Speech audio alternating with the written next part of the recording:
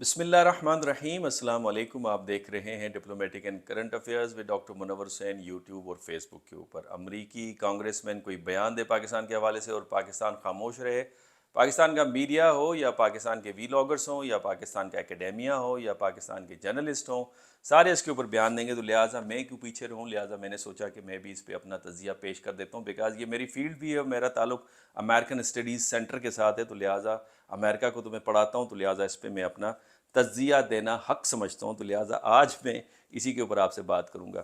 امریکی کانگریس میں نے کانگریس میں کہا کہ عمران خان سے ڈیل کرنا انتہائی مشکل تھا، موجودہ حکومت سے ڈیل کرنا آسان ہے، لیکن فیصلہ یہ کرنا ہوگا امریکی حکومت کو کہ وہ آزادی رائے، آئین کی بالادستی، جمہوریت کے ساتھ کھڑی ہے یا اپنے سنہری اصولوں کو پس پش ڈالتے ہوئے اپنے مفادات کے ساتھ کھڑی ہے۔ I would say, and I think the State Department agrees, that what comes first is our dedication to democracy and the rule of law. Imran Khan was difficult for us to deal with. Prime Minister Sharif, somewhat easier. But the question is democracy and the rule of law. The Supreme Court of Pakistan has ruled that there should be provincial elections in Punjab and later on in another province. That is the rule of law. جناب یہ بیان انہوں نے دیا کہ پاکستان کے اندر انتخابات وقت پہ ہونے چاہیے۔ انہوں نے جو فارن منسٹر ہیں امریکہ کا مسٹر بلنکن، ان کو خط بھی لکھا، جس کو انہوں نے پھر بعد میں عیاں بھی کیا کہ اس خط کے اندر انہوں نے کہا کہ پاکستان کے اندر پولیٹیکل وکٹمائزیشن ہو رہی ہے۔ تو اس کے اندر چند پوائنٹس میں اپنے رکھ دیتا ہوں۔ پہلی بات یہ کہ بریٹ شرمن جنہوں نے یہ بیان دیا، ان کا تعلق ڈیموکریٹ پارٹی کے ساتھ ہے اور ان کا تعلق کیلیفورنیا کے 32nd ڈسٹرکٹ کے ساتھ ہے۔ کیلیفورنیا جو امریکہ کا مغربی حصہ ہے وہ کافی آپ کو لبرل نظر آتے ہیں، امریکن آئیڈیلز کے ساتھ آپ کو کھڑے ہوئے نظر آتے ہیں، زیادہ تر ڈیموکریٹس ہیں، لہٰذا اس قسم کا بیان ان سے متوقع تھا۔ پھر 68 سال کے ہیں، لہٰذا ریشنلٹی اور کول بھی ہیں۔ اس کے ساتھ ان کی جو گریجویشن ہے ہارورڈ اسکول آف لاء کے ساتھ ہے، تو لہٰذا وہ قانونی بات اور آئین کی بالادستی کی بھی بات آپ کو کرتے ہوئے نظر آتی ہیں۔ پہلی بات یہ۔ دوسری بات یہ جو انہوں نے بیان دیا عمران خان کے ساتھ بات کرنا مشکل تھی، ڈیل کرنا مشکل تھا، یہ عمران خان صاحب کے حق میں بھی جاتا ہے، پی ٹی آئی کے حق میں بھی جاتا ہے اور مخالف میں بھی جاتا ہے، اور ویسے بھی پاکستان کے اندر اگر امریکی حکومت کے فیور میں دیں تو وہ پھر اپوزیشن اس کی مخالفت کرتی ہے، دیکھا جی یہ امریکی مفادات کا تحفظ کریں، اور اگر وہ اپوزیشن کے حق میں بیان دے تو پھر حکومت تنقید کرتی ہے کہ دیکھیں جی یہ امریکی حکام کے ساتھ ملے ہوئے۔ تو لہٰذا یہ جو اسٹیٹمنٹ ہے یہ خان صاحب کے حق میں بھی جائے گی اور کچھ لوگ اس کو خان صاحب کے مخالف بھی استعمال کریں گے۔ تو دوسرا پوائنٹ یہ خان صاحب کے حق میں اس طرح جا سکتی ہے کہ خان صاحب وہ تھے جو امریکی خواہشات کے سامنے ڈٹے ہوئے تھے، اور پاکستانیوں کو یہ بات انفیکٹ اپیل کرے گی۔ اس وجہ سے ہم دیکھتے ہیں کہ خان صاحب کی سپورٹ میں آپ کو دن بدن اضافہ ہوتے ہوئے نظر آ رہا ہے۔ دوسری طرف یہ خان صاحب کے مخالف بھی جا سکتی ہے، چونکہ امریکہ اور پاکستان کے تعلقات میں کچھ سرد مہری تھی، تو اس کے بہت سارے اسباب تھے، اور اس میں ایک سبب یہ گردانا جائے گا کہ خان صاحب جناب اکھڑ مزاج تھے اور وہ ڈٹے ہوئے تھے اور وہ اپنی ضد پر قائم تھے، جس کی وجہ سے تعلقات خراب ہوئے، لہٰذا ان کو ری بلڈ کیا گیا ان تعلقات کو۔ تو دوسرا پوائنٹ یہ۔ تیسرا پوائنٹ امریکیوں کے حوالے سے میں یہ بات کہوں گا کہ وہ اپنے فاؤنڈنگ فادر کی آئیڈیالوجی کے ساتھ، نظریے کے ساتھ اپنے آپ کو ان ون وے اور دی ادر نتھی رکھتے ہیں، اور اس کی بہت ساری مثالیں۔ مثال کے طور پہ واشنگٹن جو پہلے صدر تھے آزادی کی تحریک میں، انہوں نے لیڈ بھی کیا، وہ تیسری بار صدر بننے سے انہوں نے انکار کیا، اور یہ کوئی قانون نہیں تھا، یہ کوئی آئین نہیں تھا، لیکن اس کے بعد آنے والے صدور نے بھی 2 دفعہ سے زیادہ ٹرم لینے سے انکار کر دیا۔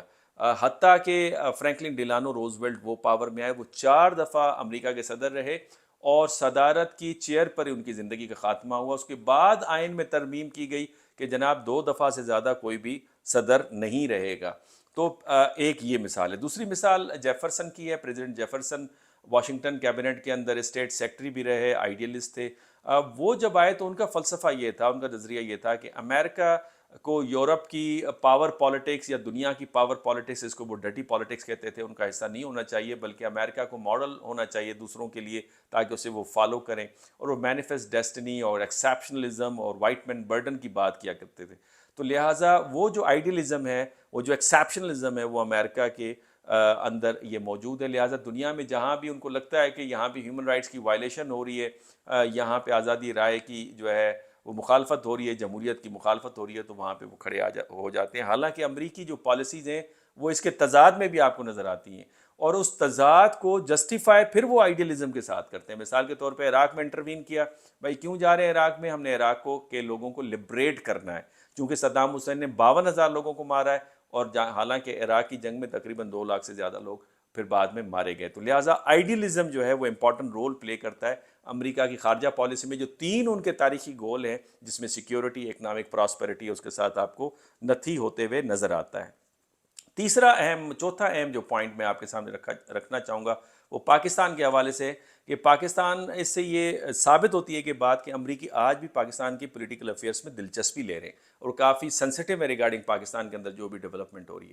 ایک آئیڈیا یہ تھا کہ اس وقت تبدیلی آ گئی امریکن اسٹریٹجی میں، اور انڈیا کافی سگنیفیکنس گین کر گیا ہے، تو لہٰذا پاکستان ان کے لیے کافی اہمیت کا حامل نہیں ہے. افغانستان کا مسئلہ چیپٹر کلوز ہے، تو لہٰذا وہ پاکستان میں دلچسپی نہیں لینا چاہتے.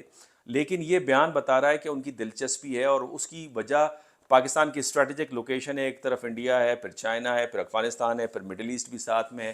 تو حالانکہ مڈل ایسٹ اتنا اہم نہیں رہا، لیکن البتہ پھر بھی پاکستان سے مکمل انخلا امریکہ کبھی بھی نہیں چاہے گا. اور اس کی مثال ڈینیل مارکی کی آپ نے کتاب دیکھی ہوگی، نو ایگزٹ فرام پاکستان. اس نے 3 ریزن اس کے اندر آئیڈینٹیفائی کیے. پہلی وجہ تو انہوں نے یہ بتائی ہے کہ پاکستان کی تکڑی فوج ہے، جی طاقتور فوج ہے، اور وہ امریکی مفادات کے لیے استعمال بھی ہوتی رہی ہے. یہاں تک کہ 1990s میں جب ڈبل سیٹس آف سینکشنز تھے، تب بھی صومالیہ میں جا کے ہم نے امریکن کو ریسکیو کیا. جنرل زنی نے اپنی کتاب بیٹل ریڈی کے اندر اس کا ذکر کیا ہے، اور کافی تعریف کی ہے پاکستان کی فوج کی پروفیشنلزم کی. اسی طریقے سے اگر آپ ایٹمی اثاثے، دوسری اہم وجہ ڈینیل مارکی نے بتائیں کہ یہ ویسٹ کو قابل قبول نہیں ہے اور یہ کھٹکتے ہیں، تو لہٰذا ان پہ نظر رکھنا ضروری ہے. اور تیسرا، پاکستان کے جو گہرے مراسم ہیں، چائنا فیکٹر بڑا امپورٹنٹ ہے، کہ کبھی بھی پاکستان کو مکمل چائنا کی گود میں گرنے نہیں دیا جائے. اور چائنا کے بارے میں اگر کوئی انفارمیشن ملے گی تو پاکستان کے حوالے سے ملے گی، بیکاز ان کے لوگ کافی چائنا کو سمجھتے ہیں اور گہرے تعلقات ہیں. اور ماضی میں 1970s میں ہم نے شٹل ڈپلومیسی کے ذریعے یو ایس اور چائنا کے درمیان میں آپس میں کنیکشن بھی کروایا. اب بہت سے کم لوگ جانتے ہیں کہ پاک امریکہ تعلقات کو اگر آپ تاریخی پس منظر میں دیکھیں تو اس کی جڑیں جو ہے پری پارٹیشن پیریڈ میں ملتی ہیں. اس حوالے سے ڈینس ککس کی کتاب ہے United States and Pakistan 1947 to 2000، جس کے اندر وہ اس کا ذکر کرتے ہیں کہ انیشلی جو ڈیوائیڈڈ انڈیا تھا، اس آئیڈیا کے امریکہ خلاف تھا. اس کی بنیادی وجہ سول وار چل رہی تھی چائنا کے اندر، اور اس میں نیشنلسٹ گروپ کو امریکہ سپورٹ کر رہا تھا ماؤ زی تنگ کے خلاف. لہٰذا امریکی نہیں چاہتے تھے کہ وہ ایک اور ٹرمائل ایشیا کے اندر فیس کریں، تو لہٰذا وہ اس آئیڈیا کے خلاف تھے. اس حوالے سے ایک ان کے ویٹرن ڈپلومیٹس ہیں، اور انہوں نے بھی اس چیز کا انہوں نے اپنے ہاں ذکر کیا ہے. ولیم فلپس نے اپنے میموئر کے اندر لکھتے ہوئے کہا ہے کہ جتنا میں جناح کے پاکستان کو پڑھتا ہوں، اتنا میں لیس کنونس ہوتا ہوں کہ یہ انڈیا کی کمیونل وائلنس کا یا پرابلم کا جو ہے وہ حل ہے. لہٰذا وہ یہ سمجھتا ہے کہ دونوں ٹکڑے جب ڈیوائیڈ ہو جائیں گے تو دونوں کمزور ہو جائیں گے، اور اسپیشلی پاکستان جو پڑوسی ملک ہے، اگر وہ ایمبیشیس ہے تو وہ پاکستان کو استعمال کر سکتا ہے. تو لہٰذا امریکہ شروع میں اس آئیڈیا کے خلاف تھا، اور 1947 کے بعد فوراً امریکی جو موقف تھا اس کے اندر آپ کو یو ٹرن نظر آتا ہے. اور پھر 1947 کے بعد جس وقت ہیریس ٹرومین نے کولڈ وار اسٹارٹ کی اور اس کے بعد آئزن آور پاور میں آئے، تو انہوں نے اپنا ڈاکٹرائن دیا، جیسے ڈاکٹرائن آف میسو ریٹیلیشن کہتے ہیں. کسی وقت میں اس پہ تفصیلاً بات کروں گا، ابھی ویلاگ ذرا بڑا ہو جائے گا اگر تفصیل سے میں نے اس پہ بات کی. تو اس کی وجہ سے سیٹو سینٹو ہوئے اور پاکستان ان کا ممبر بنا، اور پیٹرن کلائنٹ ریلیشن شپ کہا جاتا ہے کہ وہ شروع ہو گیا. اور یہ پیٹرن کلائنٹ ریلیشن شپ ٹل 2011-12 ہمیں نظر آتا ہے، جب سلالہ انسیڈنٹ ہوا اور پھر کیری لوگر بل آیا، تو نیچر میں ایک آپ کو تبدیلی نظر آئی، اور دنیا کے حالات بھی تبدیل ہونا شروع ہوئے. امریکہ کا جو تاثر تھا دنیا میں وہ ذرا کمزور ابھرنا شروع ہوا، تو اس وجہ سے دوسرے سینٹرز آف پاورز ایمرج کرنا شروع ہوئے. تو ایک پیٹرن کلائنٹ سے اسٹرینج کلائنٹ ریلیشن شپ کی طرف ہم نے موو کرنا شروع کیا. اور اب امریکہ کی طرف سے اس طرح کے بیانات، اور جو 2018-19 پریزیڈنٹ ٹرمپ کے دوران امریکہ نے اپنی اسٹریٹجی کو تبدیل کیا اور چائنا کے اوپر فوکس کیا کہ اس کو کس طرح کنٹین کریں. انڈیا کو انہوں نے ذرا اٹھانا، پروموٹ کرنا شروع کر دیا ہے. حالانکہ جو گولان ویلی کے اندر ہوا، لداخ کے اندر ہوا، وہ سب کو پتہ ہے.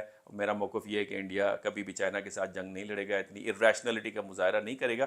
لیکن ان کا مفاد یہ ہے کہ اس کے خلاف، چائنا کے خلاف ہم انڈیا کو کھڑا کریں. لیکن وہ پاکستان سے بھی مکمل انخلا نہیں چاہتے، تاکہ پاکستان مکمل طور پہ چائنا کی گود میں نہ چلا جائے، اور پھر کم از کم اس ایشیا یا ساؤتھ ایشیا کے اندر جو امریکن پریزنس ہے وہ موجود رہے۔ تو لہٰذا اس طرح کے بیانات آپ کو ملتے نظر آئیں گے، لیکن ہمیں بھی سوچنا ہوگا۔ آخر میں یہ کہوں گا کہ ہم نے قوانین کی بالادستی کی بات کرنی ہے، وہ ہمارے حق میں بہتر ہے، اور آئین کو پامال نہیں ہونے دینا۔ آج کے لیے اتنا ہی کافی۔ اگر آپ کو یہ ویلاگ پسند آیا ہے تو آپ اسے لائک بھی کیجئے، شیئر بھی کیجئے، اور اس چینل کو سبسکرائب بھی کیجئے۔ نئے ٹاپک کے ساتھ پھر میں آپ کی خدمت میں حاضر ہوں گا۔ اللہ حافظ۔